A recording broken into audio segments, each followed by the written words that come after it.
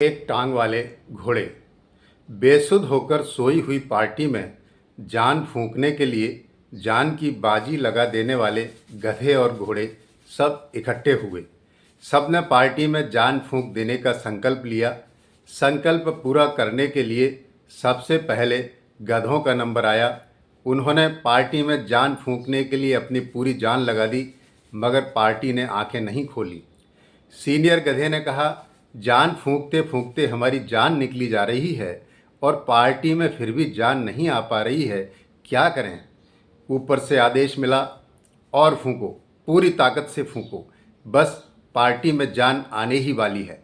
लपट उठने में बस थोड़ी सी ही देर बची है, शाबाश, फूंक मारो। जूनियर गधे ने हाँफते हाँफते कहा, और ताकत कहाँ से लाएं, हमारी फूंक तो पहले ही खल्लास हो चुकी है। साफ साफ सुन लो, हम गधों की फूंक से पार्टी में जान आने वाली है नहीं। उधर मंच पर बैठे हुए घोड़ों को बुलवाओ, वे थोड़ी फूंक मार देंगे तो पार्टी की सांस चल जाएगी। सीनियर गधा बोला, ये घोड़े फूंक मारने वाले नहीं हैं, ये तो पार्टी की हरी हरी घास चरने वाले हैं। सूखी घास हम गधों के लिए रह जाती है और फूंक भी हमें ही मारनी पड़ती है। जूनियर गधे के साथ अन्य गधों ने सामूहिक स्वर में कहा, हम नहीं मारेंगे फूंक। क्या हम फूंक मारने के लिए ही पार्टी में आए हैं? जो पार्टी के हरियाली चर रहे हैं वे ही मारें फूंक। हमें सूखी घास के अलावा कुछ नहीं मिलना है। इतना कहकर गधों ने मैदान छोड़ दिया। पार्टी मरणासन्न पड़ी हुई है। जान फूंकने वालों की पहले ही जान निकली पड़ी है। घोड़े अपना संकल्प भूल गए थे। वे मंच पर तनकर बैठे हुए थे। उनके गले में मालाएं पड़ी हुई थी। उन्हें विश्वास था कि गधे पार्टी में जान फूंक देंगे।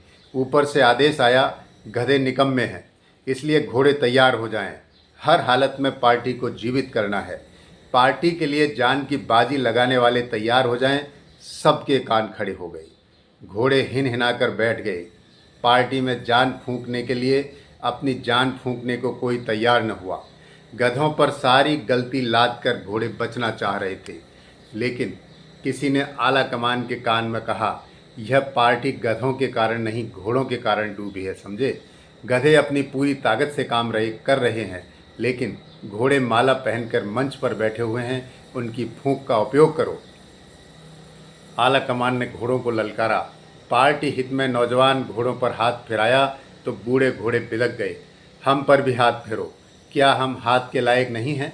आला कमान ने उन पर लात फेरनी चाहिए, मगर पार्टी बजाने को लात रोक दी गई। उन्हें हाथ के इशारे से ही संतुष्ट कर दिया। इधर देखिए, रेस वाले घोड़े अपना फेस चमकाने में लगे हुए हैं। वे पार्टी के प्रत्येक केस में हिनहिनाकर अपना फेस आगे कर देते हैं। दौड़ने की ज़रूरत पड़ती है तो पैरों की बजाय पहियों पर दौड़ पड़ते हैं। पार्टी को पैरों की जगह पहियों पर खड़ा करना चाह रहे हैं। पार्टी के बारात वाले घोड़े शाम की पार्टी करने में मस्त हो गए हैं। वे पार्टी में जान फूंकने की जगह पार्टी को ही फूंकने में लग गए हैं। उनमें फूंक की भारी कमी है। वे अपनी जान फूंककर पार्टी की जान नहीं बचा सकते। लंगड़े घोड़े ही सबसे विश्वसनीय हैं। वे ही पार्टी में सबसे तेज़ दौड़ रहे हैं।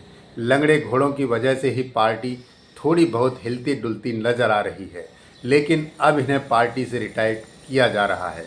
उधर पार्टी लंबे लंबे सांस भर रही है। उसमें जान फूंकने वाले अपनी जान बचाने में लगे हुए हैं।